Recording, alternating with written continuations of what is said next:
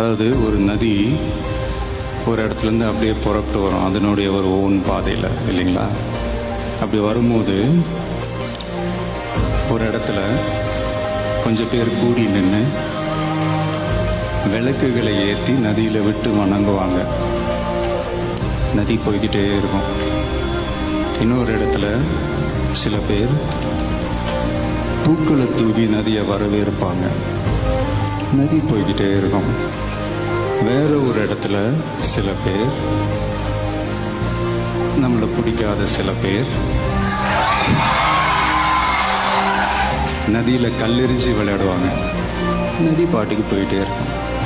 அந்த நதி மாதிரி தாங்க நம்ம வாழ்க்கையிலையும் நம்மளை வணங்குறவங்களும் இருப்பாங்க, நம்மளை வரவேற்கிறவங்களும் இருப்பாங்க, நம்மளை எதிர்க்கிறவங்களும் இருப்பாங்க.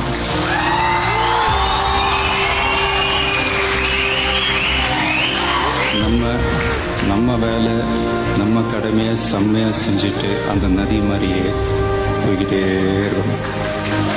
அவ்வளோதான் மேட்ரு. ரைட்டுங்களா? Kill them with your success, bury them with your smile.